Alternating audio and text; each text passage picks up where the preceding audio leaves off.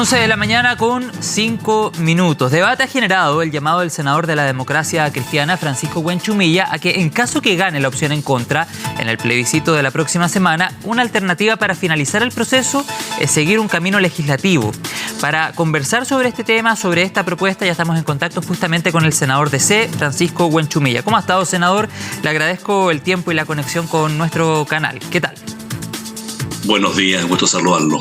Gusto saludarlo también, senador. ¿Qué hacer desde el 18 de diciembre en adelante si es que gana la opción en contra? Profundicemos en esta propuesta que usted ha dado a conocer en un video en las redes sociales.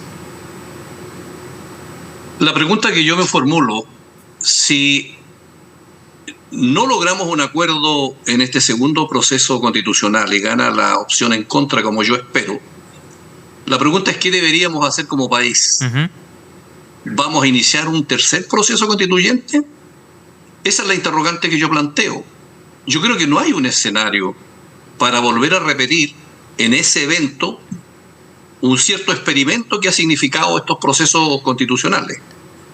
Entonces, esa es la pregunta válida. La propuesta que yo hago puede ser discutible. Yo entiendo eso, puede haber argumentos a favor o en contra. Claro, lo que pasa, senador, es que hay quienes interpretan sus declaraciones, que dio a conocer a través de este video en las redes sociales, como el inicio precisamente de un nuevo proceso. Por supuesto que lo central en los procesos constituyentes es la soberanía popular. Pero la pregunta que yo me formulo, si fracasó el primer proceso constituyente, si fracasa el segundo proceso constituyente, la pregunta es ¿qué deberíamos hacer? Esa es la pregunta válida. Si alguien dice vamos a un tercer proceso constituyente, yo creo que no es la salida, porque no podemos estar haciendo experimentos en el país y con continuo fracaso, porque ambos procesos no han logrado generar un consenso que permita superar la división que tenemos como país. Ese es el núcleo central del tema. O sea, su propuesta es tomar el anteproyecto de los expertos y expertas y legislarlo. Lo que yo digo que una constitución debe reflejar un cierto consenso en el país respecto de las reglas del juego. ¿Y eso lo refleja el anteproyecto? No. Lo que yo estoy señalando es que toda constitución tiene que generar un acuerdo amplio que permita establecer reglas del juego que le hagan cuento a la mayoría del país y no sea una constitución que solamente refleje el sentimiento de una minoría o de una mayoría circunstancial. Y ambos procesos han pecado que la primera vez se fue a una punta y este segundo proceso se fue a la otra punta. Eso no sirve porque no logra superar la división que produce la constitución de Pinochet.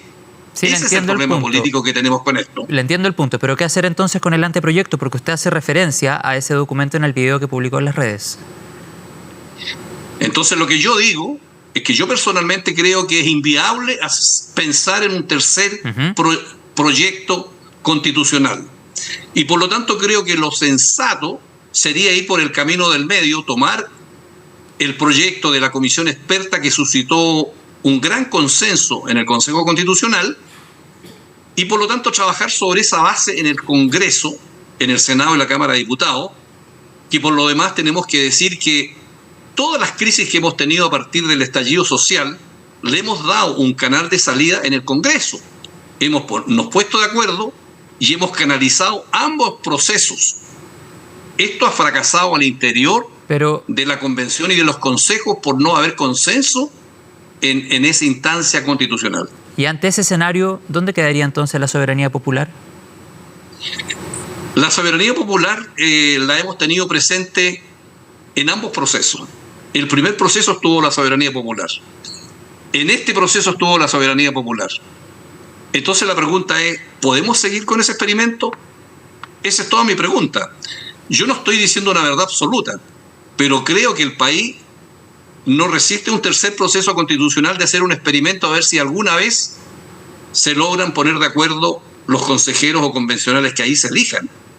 Entonces, si alguien me dice, no, vamos a un tercer proceso, yo creo que el ambiente no está para eso. Es simplemente mi punto. Senador, y el punto que usted hace, si es que llegara a tener acogida en el Parlamento, ¿cuándo cree debiese llevarse adelante? ¿Cuándo cree usted sería el momento? Porque también ha sido un punto de discusión. Es que las políticas no son matemáticas. No puedo decir, mire, lo vamos a sacar en una semana. Se requiere acuerdo. La pregunta mía, ¿este Congreso está en condiciones de generar acuerdo? Yo creo que sí, porque lo hemos demostrado al canalizar ambos procesos constitucionales. Le dimos reglas del juego, establecimos el estatuto y la gente eligió a los convencionales. Pero no fue de la noche a la mañana y muchos parlamentarios claman que hay otras emergencias que atender. Nada es de la noche a la mañana en política, ninguna ley es de la noche a la mañana, todo tiene que ser conversado con el objeto de buscar los acuerdos. Por lo tanto, no existe así una cosa que uno haga de un día y está listo.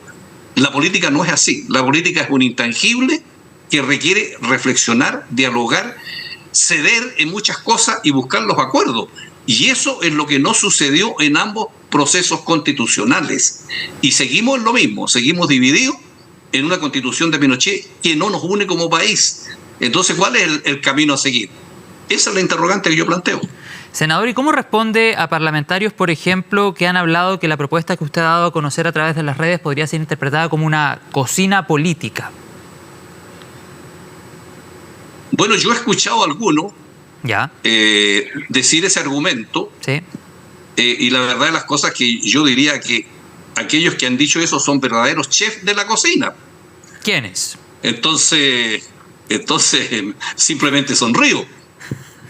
La cocina es un concepto mal usado porque lo que se hace en el Congreso como seres humanos racionales es intercambiar puntos de vista y lograr llegar a un cierto acuerdo. Eso es el Congreso, porque no todos pensamos igual. Se representan los distintos intereses, visiones, clases sociales, realidad geográfica. No hay una verdad única. Y para lograr un acuerdo se requiere dar argumentos. Esos somos los seres racionales, que pensamos y escuchamos y decidimos. Y eso no se logra simplemente imponiéndose los unos contra los otros, sino que razonando. ¿Y quiénes son esos verdaderos chefs de la cocina, como señalaba usted? Bueno, hay varios en realidad. Lo que tampoco es malo. Sí, yo creo que lo que tenemos que hacer es conversar, es dialogar, es buscar los acuerdos. Esa es la cocina. Una cocina virtuosa en todo caso. ¿Su ex camarada, el senador Walker, que también tuvo críticas a su planteamiento? Bueno, yo creo que todos los senadores participamos en todas las instancias, dialogando, conversando y razonando. Eso es así. Yo trabajo en la Comisión de Constitución y toda la semana estamos buscando los acuerdos para sacar adelante las leyes. Lo que pasa es que la Constitución es una regla fundamental y tiene que estar zanjada por la soberanía popular. Pero aquí hemos tenido una realidad política que dos procesos que hemos tenido por esa vía no han logrado superar el test de lograr un consenso nacional. Entonces la pregunta, vuelvo a repetirla, ¿qué hacemos frente a eso? Oiga, senador, yo he señalado un camino. Sí, claro, y ha sido el camino que señaló a través de las redes, que generó reacciones el día de ayer y también durante esta jornada, pero ¿no cree que el argumento que usted expone puede poner en riesgo el discurso que ha llevado adelante incluso la opción en contra cuando dan total certeza de que el proceso se cierra 100%? Mire, nunca los procesos se cierran 100% porque siempre la realidad es mucho más fuerte. Nosotros tenemos una constitución actual de Pinochet que no nos une, que nos divide y nos ha tenido dividido por 40 años. Entonces eso no es normal en un país que tiene que canalizar sus energías en pos del desarrollo, en superar la pobreza, en lograr crecimiento en la economía, terminar con las desigualdades. Entonces no podemos estar 40 años divididos por un conjunto de reglas del juego que no le hacen cuento a la inmensa mayoría del país. Tenemos que buscar una salida. Esa es la tarea política que yo creo que tenemos que tener todos los que estamos en cargo de cierta responsabilidad política. Ese es el camino. Y en ese sentido, senador, ¿qué le dice su experiencia política de varias décadas? ¿Este tema va a estar nuevamente en la palestra si es que gana la opción en contra en el mes de marzo, en el mes de abril o al menos durante el primer semestre del próximo año? ¿Se va a volver a poner sobre la mesa?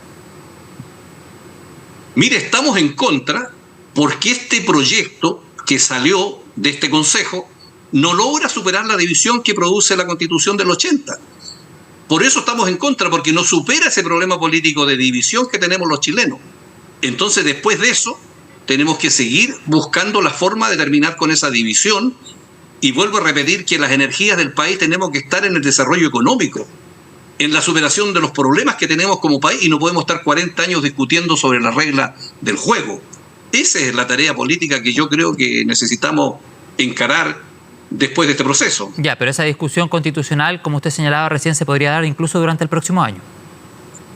Por supuesto, se puede dar desde el momento que haya la voluntad política en el Senado y en la Cámara de Diputados para empezar, yo creo que con tranquilidad, tal vez no tener una cosa de un solo viaje, sino que ir lentamente parchando, viendo, completando aquellos puntos de discordia que tenemos. Calma y tiza, diría yo. Ya, o sea, el proceso no se cierra 100%. Nunca se va a cerrar en materia política los procesos. Senador, otro tema que también ha dado vuelta durante las últimas horas, independiente si el camino, por ejemplo, llegase a ser, esto todo en el supuesto que gane la opción en contra el próximo 17 de diciembre. Un camino, como plantea usted, es el anteproyecto de expertos y expertas, pero también se ha planteado la posibilidad de hacer reformas constitucionales a la actual Carta Magna.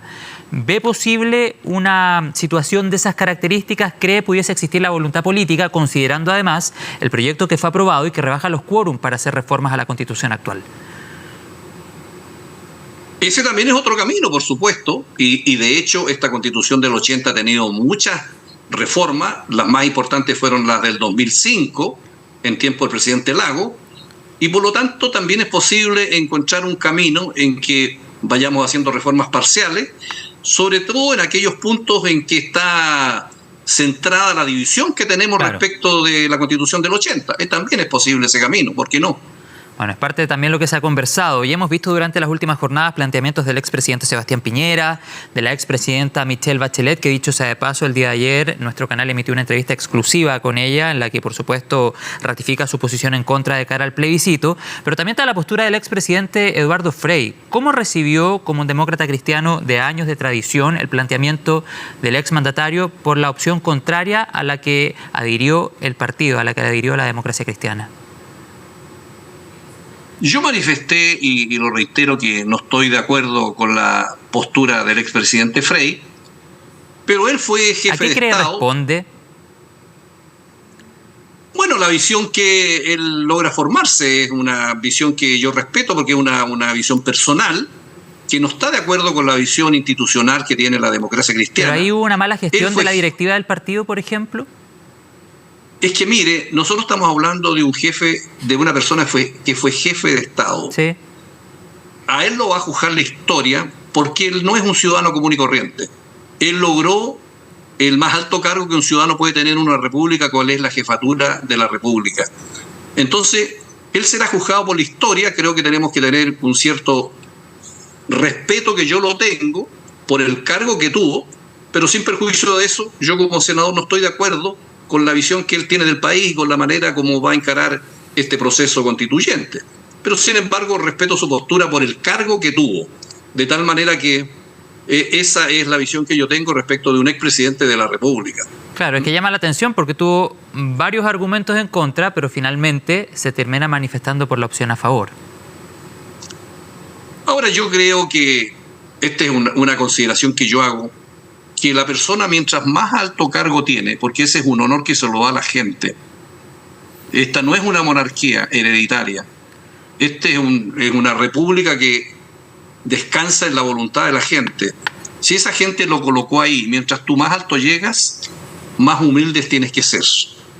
Y por lo tanto, si perteneces a un partido, lo lógico sería que si este partido democráticamente obtuvo una postura frente a esto, yo hubiera esperado que con toda humildad él hubiera adherido a la postura del partido. ¿Y usted cree que la decisión del expresidente Eduardo Frei Ruiz-Tagle puede significar nuevos descuelgues al interior de la democracia cristiana, como sucedió en el plebiscito anterior con la salida de la senadora Rincón o con la salida del senador Walker? No, yo creo que la democracia cristiana ya se sinceró en lo que había, en las diferencias que teníamos, y en este minuto yo creo que estamos en un proceso, vamos a elegir nuestra directiva y esperamos iniciar un nuevo ciclo que signifique un posicionamiento con mayor claridad respecto de la visión que tenemos del país, de la economía, de la política. Queremos reposicionar a la democracia cristiana como un actor válido en la política nacional y vamos a trabajar para eso en los próximos meses. Y en esa misión de reposicionar, ¿cuál es su futuro político, senador, luego de completar este periodo? Bueno, estamos terminando mi periodo como senador en 2 años más. Dios dirá qué es lo que pasa en 2 años más, digamos. No hay que ser. ¿Podríamos verlo nuevamente humilde. disputando una elección? No está en mis planes disputar una nueva elección, digamos, porque creo que ya he conocido el Estado completamente en distintos cargos y por lo tanto no tengo ninguna ansiedad al respecto. Espero terminar con tranquilidad mi periodo como senador, Dios mediante.